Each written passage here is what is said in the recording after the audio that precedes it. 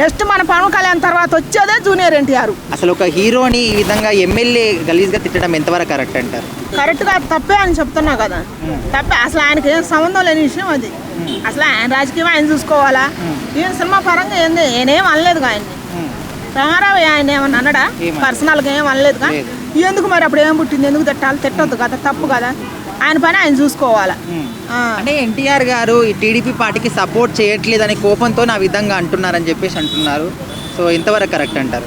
ఆయన ఈయన రామంటే వచ్చి ఆయన కాదు, ఇంకొక ఆయన రమ్మంటే వచ్చాడు కదా. ఆయన రావడానికి ఒక టైం ఉంది. ఇప్పుడు ఇంకా కొద్ది టైం ఉంది. మొత్తం నెక్స్ట్ టైం వచ్చేది ఆయన వచ్చినప్పుడు వీళ్ళందరూ ఉండరు. రామారావు వచ్చినప్పుడు వీళ్ళందరూ ఉండరు. అప్పుడు సీనియర్ ఎన్టీఆర్ దిగుతాడు ఆయనలో. సీనియర్ ఎన్టీఆర్ ఎట్ట పరిపాలన చేసిండో జూనియర్ ఎన్టీఆర్ అట్ట పరిపాలన చేస్తాడు. నెక్స్ట్ తరానికి, నా మనవల తరానికి నేను చెబుతున్నా, మీ మీడియా మిత్రులు మొత్తం రాసి పెట్టుకోండి. నెక్స్ట్ మన పవన్ కళ్యాణ్ తర్వాత వచ్చేదే జూనియర్ ఎన్టీఆర్.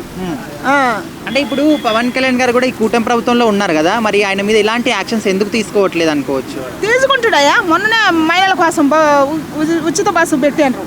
అవి చూసుకుంటారు వాళ్ళు. ఆయన పవన్ కళ్యాణ్ దృష్టికి పోతే ఆయన ఊకోడు, ఆయన తీసుకుంటాడు. ఖచ్చితంగా తీసుకుంటాడు, నాకు ఆ నమ్మకం ఉంది. ఇంకా పోలేదో ఏమో, పోయినా కూడా తీసుకుంటాడు ఖచ్చితంగా. రేపు కానీ ఎల్లుండి కానీ మాట్లాడతాడు. ఆయన చేసిన తప్పుకు ఆయన కూడా రిలేషన్ అయ్యి వచ్చి దేశం మీద, ఇప్పుడు ఈ రాష్ట్రం మీద ఎన్టీఆర్ అభిమానులకి వీళ్ళకంతా సిచ్చు పెట్టి తగాదలు లేకుండా ఒకవేళ పొరపాటు అయింది కాబట్టి నా తప్పు అయిందని చెబితే సరిపోద్ది. వచ్చి ఎందుకు గొడవలు? అంటే ఫ్యాన్స్ అందరు కూడా ఏమంటున్నారంటే ఆయన్ని బహిరంగ క్షమాపణ చెప్పాలి, లేకపోతే పార్టీల నుంచి మొత్తానికి రిజైన్ చేయాలని చెప్పేసి కూడా అంటున్నారు. సో అట్లా బహిరంగానే వచ్చి చెప్పాల్సిందే. మరి ఎందుకు అన్నాడు రామారావుని? అనొద్దు కదా. ఇప్పుడు ఆయన ఏం జోలు రాలేదు. ఆయన సల్మాన్ ఆయన తీసుకుంటుండు. అది ఇట్టో ఇద్దా పోద్ది అన్నది ఆయన సంగతి, ఆయన చూసుకుంటాడు. ఈయన ఎందుకు తిట్టాలి అసలు ఆయన సినిమా గురించి? అది తప్పే కదా. అసలు రాజకీయ రంగాన్ని సినిమా రంగాన్ని కలపడం కరెక్ట్ అంటారా మీ ఉద్దేశం? కరెక్ట్ కాదు అది అసలు. అది అసలు కరెక్టే కాదు. మీ రాజకీయం మీరు చూసుకోండి, మీ బురద మీరు రాసుకోండి. రామారావు బురద పూసుకోవడానికి ఇదంతా మీకు అవసరం లేదు. ఆయన చూసుకుంటాడు. ఆయన చూసుకుంటే ఆయన వచ్చే టైం వేరే ఉంది కాబట్టి ఆయన చూసుకుంటాడు, మీకు అవసరం లేదు. సో మరి ఇప్పుడు ఎన్టీఆర్ గారి ఫ్యాన్స్ డిమాండ్స్ ఏంటి మరి ఆయన విషయంలో, ఈ మాటల విషయంలో? బహిరంగ క్షమాపణ చెప్పాలి, ఇంటికి వెళ్ళి వాళ్ళ కాళ్ళు పట్టుకోవాలి ఫస్ట్ ఆఫ్ ఆల్. ఇంకొకటి టీడీపీ పార్టీని సస్పెండ్ చేయాలి. ఎమ్మెల్యే పదవికి రాజీనామా చేసి టీడీపీ పార్టీని సస్పెండ్ చేయాలి. అది చేస్తే ఇప్పుడు చంద్రబాబు కానీ నారా లోకేష్ కానీ ఎన్టీఆర్ ఫ్యామిలీకి వాల్యూ ఇచ్చినట్టు. లేకపోతే అంతే. ఇదే మాట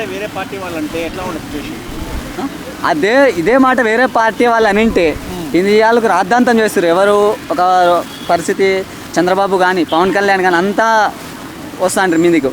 వాళ్ళు ఇలా అన్నారు, ఇది అన్నారు, అదే అన్నారు. అప్పుడు రీసెంట్గా వైసీపీ గవర్నమెంట్ భువనేశ్వర్ అనేది చిన్న మాట అంటేనే అంతగా లేచాడు.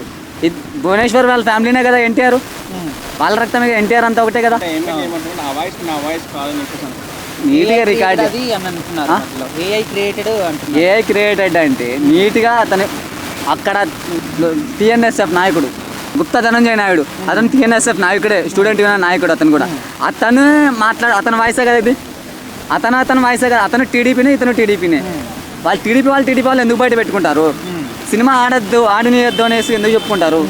ఎన్టీఆర్ ఫ్యాన్సే కదా వాళ్ళు. టీడీపీ పార్టీ సొంత పార్టీ వాళ్ళే ఎందుకు బయట పెట్టుకుంటారు? అసలు సినిమాని రాజకీయాలని కలపడం ఎంతవరకు కరెక్ట్ అంటారు అసలు?